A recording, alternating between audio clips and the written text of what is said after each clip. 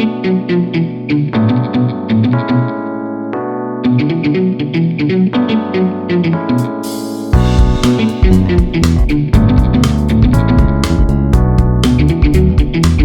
this is a pretty successful pod. Each week we kind of look at that. The 16 teams in the Big 12, we break them down into 4 pods. We did the Big 12 South Monday, and we did the North yesterday.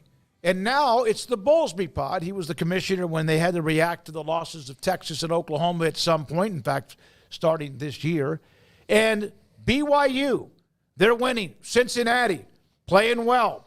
UCF, not so much, and Houston had a really nice win against TCU and fell back after losing to KU. So let's start with the team highest ranked and also at the top along with the others in the Big 12, BYU. BYU is fantastic. As far as, just getting it done, it's not going to, I think, they're not going to win a lot on style points, but they play pretty clean. And even though they didn't play their best game at home, Oklahoma State probably played their best game of the entire season. They met Oklahoma's best game of the season, took it down to the wire, and won it when it mattered. And I can't say enough about Jake Retzlaff and what he's become and how he's developed. I think the most improved player of the year has to be Jake Retzlaff for sure. He's been absolutely, just a godsend to them. So, I can't, I can't knock them yet. I mean, nobody's figured out to crack the code on how to beat BYU. They're a special team. They've got a little bit of destiny on their side, too, it seems. Retzlaff is a really great player. Even though he had a couple of picks the other night, he was able to overcome that with some of the plays down the stretch. And I wasn't a big believer in him initially, especially when you have a competition that goes all the way to the start of the season with Gary Bohannon, who we love, but I'm sorry, we don't respect him as like some top-tier push your starting quarterback to the limit guy at this point in his career, right? Like, I don't think any of us are under that idea. Yeah. So to see him take that competition, now, of course, that could have been Kalani Sitake rewarding him for hard work, or the competition maybe just played out that way in practice. But, I mean, Gary Bohannon should find if he's got another year of eligibility, because if you put Jake Retzlaff to the limit and Retzlaff's playing like this, then Gary Bohannon must have a little something too, just because that's how impressive Retzlaff has been, particularly in that last game, overcoming those couple of interceptions early on and the hole that BYU dug for itself. So he made some crucial plays down the stretch. Some of his mobility definitely coming into play and something that teams have to account for. The little spin move that he used to get off and make that key throw at the end of the game was a fun highlight to watch a few times after last weekend. And yeah, he's been really impressive, and I think he's the difference maker for them. Now you got LJ Martin coming back these last couple of games, and whereas you had really no run game to speak of for the most part, now you've got a stout running game that's starting to develop. You already had, Ropati was doing his thing, but you add Martin to that, and Martin, 122 scores last week. He had a big week the week before that as well, and then we know what they've got offensively as far as, targets like Roberts and Lassiter. So they're pretty loaded on offense when Retzlaff's playing well and not turning the ball over, and I think you saw both sides of that last week. Defensively, they're obviously very stout, but Oklahoma State carved them up. Granted, you gave them some short fields and whatnot, but Oklahoma State had a lot of success, and I'm still very interested in what that game would have looked like if Garrett Rangel doesn't get hurt. But that is sometimes the luck of the draw when you're a team like BYU, who's perhaps a team of destiny type, that certain things have to fall a certain way to get you to where you need to be, and so far those things have fallen even when it's looked really dicey. They've found a way to catch a break or to make their own break and find a way to win at the end. And obviously they made the play with the touchdown there at the end to go win that game. And so, yeah, I give them a lot of credit. That was in Provo, so that was another shocking thing about that game being as close as it was the fact that Oklahoma State marched into that atmosphere and was able to nearly pull that upset. But all that matters is that you won. And so they're 7-0. They're on top of the conference. It's them and Iowa State and everybody else chasing. And I think you feel really great so long as you stay healthy about where this can continue to take you. So, yeah, they're sitting in a really good spot right now. And they have UCF coming up, which if you look at the I guess the matchup predictor on ESPN, they have UCF as slight favorites, like a 50-something% to 40-something%. I know that this is a game that some BYU fans have they're kind of dreading because this is the inevitable letdown. But I don't know. I'm very interested, though, because I do see where they're coming from, and I know that BYU has played with a little bit of fire. So let's see if they can take it on the road and get the job done like they did when they had to go to SMU and when they had to go to Baylor, and they took care of the job there. If they can go do that in Orlando, that would be a big step forward for them. I looked up BYU. We've seen Greg Wrubell. We've used his tweets a couple of times. They're +6 in the turnover margin, by the way. James Madison leads the country in double digits. But that's really nice, and they have really done a great job. I was actually looking. BYU is 64th in the country in rushing defense. We know what UCF can do. BYU, though, total defense is 30th. They're having a really solid year with what they do on defense. So there is BYU, the first team we look at here on the Bulls in the Bowlesby Pod. Cincinnati, they're playing at Colorado. Scott Satterfield and the Bearcats have been a fun story. They've just methodically just kind of hung around. Here they are at Colorado. Obviously, we know what Dion and company can do, but this is about the Bearcats and what they're doing right now. Yeah, they're. I really pleasantly surprised by Brennan Sorsby and the way he's played this year. They've got great running backs, and as long as they can keep those guys healthy, they're in it. This week is this the Arizona State week, or are they off this week? No, it's Colorado. Sorry, this is Colorado. I'm sorry, that was last week. We're talking about Cincinnati. Yeah. No, I'm trying to figure their schedule. Oh, they're playing Colorado. Colorado. Yeah. So Colorado. Well. This is going to be a tough one at 9:15 against Colorado, but I do think that they'll whip it around the yard pretty good. This should be a pretty high-scoring game. This might be where the bubble recently gets popped because Colorado's been playing so well, and they're in Boulder. But Scott Satterfield's got it going well. I mean, they're playing well on both sides of the ball, so I expect him to give the Buffaloes. They've lost twice by 4 points total. Yeah, I expect him to give them some hell. I mean, I think Colorado wins it, but I mean, Cincinnati's going to avail it well, I think. Cincinnati did not play all that well last week, but they got the win. That's all that really matters. Brennan Sorsby didn't do much of anything substantial. He was able to get a couple scores on the ground, but passing game-wise, they weren't that great.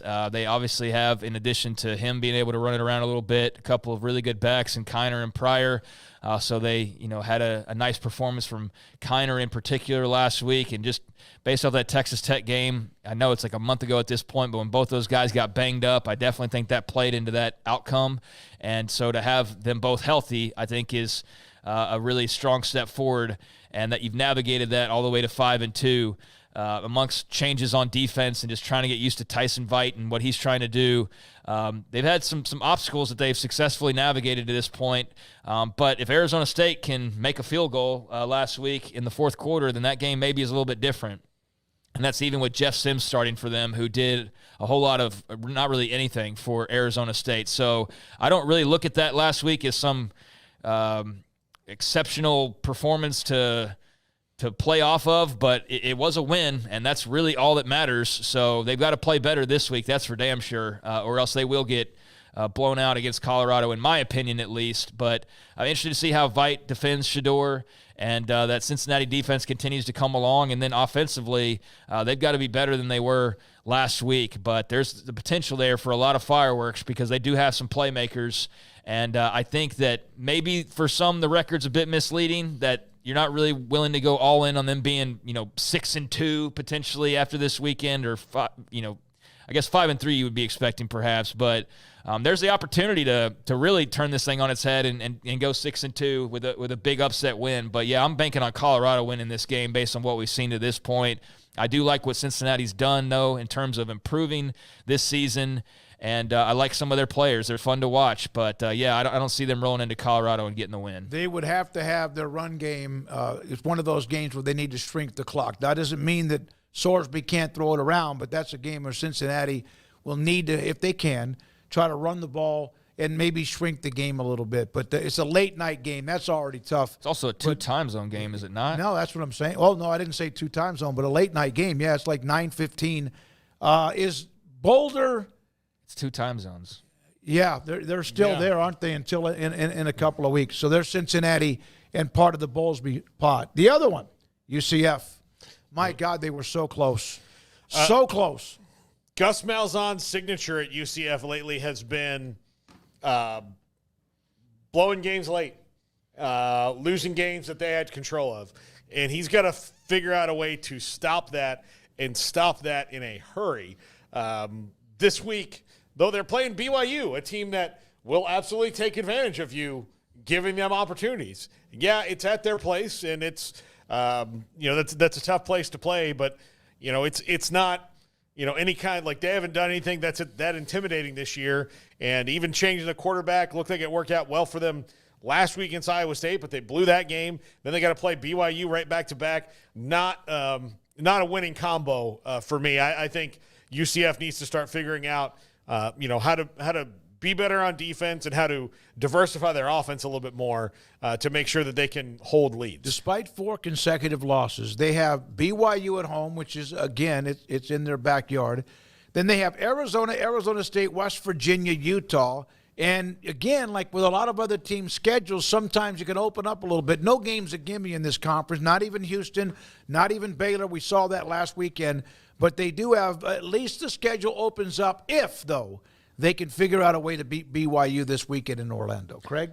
Yeah, I mean, that running game was pretty damn special last week. I mean, 350-something yards on an Iowa State defense in Ames, Iowa. That was pretty electric, and it should have been enough to win that game, but they just couldn't get a stop at the end, allowed Iowa State to go down and score twice late, and that last drive, obviously the killer that cost you the game. So just really unfortunate that they couldn't close that one out because it was there for the taking. And I know a lot of people were rooting for that, especially out in Provo, Utah, that Iowa State would take its first loss. But, Ja'Curry Brown, that change that they've made, hard to tell how much of an impact that's really going to have in the big picture offensively as far as the passing game goes. He had a couple of picks, but on the ground, I mean, shoot, he was amazing along with R.J. Harvey. That was the near entirety of that run game, that 350-something yards. He had like half of it and a couple scores. So that's a really interesting dynamic that BYU is going to have to contend with this week. The fact it's in Orlando, I think, plays into UCF's favor as well, being at the bounce house, welcoming in an undefeated team, welcoming in the team that is vying for a playoff spot potentially, and certainly a spot in Arlington. You got a shot to knock them off, and you beat a team like that, then that maybe erases some of the bad blood from the past month where you've lost all 4 of the games we've seen you in action. So they desperately need a win. There's some metrics that favor them in this game. Being at home favors them somewhat in this game. And, if you can compile 350 yards on the ground, I think that might be good enough to beat BYU. But you're going to have to do better in the passing game. You're going to have something there, and you're going to have to be able to get critical stops at the end of a game to win tight, close games against good teams. And that was not what they were able to do last week, and it cost them, to the tune of a 3-point loss that was just absolutely gut-wrenching to have to watch if you were a UCF fan, and one that should have been a win. Yep. So now you found yourself going from 3-0 to 3-4, and you need 3 more wins in 5 weeks to even make a bowl game. So you don't win this weekend at home. That's 1 less home game, and you got 2 left, and you got 2 road trips, and the schedule, you can look at it favorably, but can you if you're UCF? I mean, you've lost 4 straight games. Who are you to be looking down at Arizona State or Arizona and saying, well, we'll win those games? Like, you don't want to play that. Well, we just got to win 4 out of 5. No, wait, we got to win 4 out of 4. And so this is in many ways a must. It's not a definition of a must win, but it's very close to becoming. They have to win every game remaining if they don't win a game like this weekend. Yeah, they do. And the part of the conference that they're in, that's kind of where everybody is now. Baylor, UCF, TCU, Oklahoma State, West Virginia, they're all living like right there in that area. Yep. Of, hey, every time you lose, you don't get to go somewhere when the season's over. Like, that's closer to that. And for certain programs, I think, namely right now, West Virginia and Baylor, you keep losing, then your coaching staff's going to change. No, that's another part of putting this on the table as far as that discussion. Nobody yet in the Big 12 has been eliminated from making it to a bowl game. And they, of course, have a lot of tie-ins. 5 losses for Houston, 5 losses for KU, and a bunch of teams with 3 losses and or 4. So there we are with UCF as they host BYU coming up this weekend. And that leads us to Houston. They had the big win against TCU. They did not. They were beaten up pretty good by KU, and, of course, their backs are against the wall with Lance Leipold, but this is Houston, Willie Fritz, and they're hosting Utah. I have no idea what you get from Utah. They used to be the team. Maybe they still are, but they've just so much drama with the quarterback position and who's going to play or not. They used to be, no matter who was there, next man up, we just grind and they win. They have been worn down this year, and now they travel to Houston, 6 o'clock on ESPN+. Houston every week is going to be, let's see how good they're going to be in the future. Like, what do they have? What can they build around? And they're going to have weeks like that against TCU a couple weeks ago where, holy cow, there might be something here, but they're also not deep enough and talented enough to where they're going to string that together. That's not where they are, but I think that every week you need to watch Houston and Willie Fritz and see, okay, what is he going to build around for the future? What are the problems going to be for teams? Who can they jump up and bite somebody else like they jump into TCU? That's how you watch Houston for the rest of the year. Yeah, I mean, this game is interesting for ugly reasons because both teams are just really limping into this one. So I think it's really hard to know what to expect from Utah other than just a really valiant effort. And it's tough to know what to expect from Houston other than, it'll be a valiant effort. But Donovan Smith got the time last week in that loss to Kansas, and that was a game that just was out of their control before it even really got off the ground, and they never really recovered. They were just outplayed, outmatched, outclassed, and that was a tough pill to swallow after having that big win over TCU a couple weeks earlier. So to come off the bye week and get destroyed, granted, you were on the road. Granted, Kansas is probably as hungry as any team in the conference to get a win, but 42-14 is just a really tough pill to swallow. So some of that definitely is credit to KU. Some of that's just where Houston finds itself right now. Great opportunity. I mean, I don't think there's any expectations for you to win this game. So, the rest of the way, I think it's just like what Paul said of just how can you build this thing up, try to have some good moments here and there, maybe even grab a win or two and just keep getting better for not just the now, but for the long term of the program and the vision of Willie Fritz. And I know that's got to be tough for the older players. I hate it for older players who get stuck in coaching transitions or rebuilds, and you are unfortunately having to eat the pin or eat the losses while they're setting up the freshmen and the sophomores to be great in a couple of years. But when you come back home, you know that you planted some of those seeds as rough as it was, and you are part of the reason why it's blossoming. And that's kind of the faith that you have to have if you're older Houston players right now is that you're laying the foundation for some of those guys on your roster to bloom. And they kind of did that with a win like TCU. But obviously a step back, and we'll see this weekend because, again, this is just a weird matchup given where these two teams find themselves. But I would definitely still take Utah. I mean, no money, $100, gun to my head, just in general, I'm taking Utah more than I'm taking Houston. I don't care where the game is or what the quarterback situation is. Well, they're young and they're trying to figure it out, and Willie Fritz is kind of tinkering a little bit, and then he'll try to do what he could do in the offseason.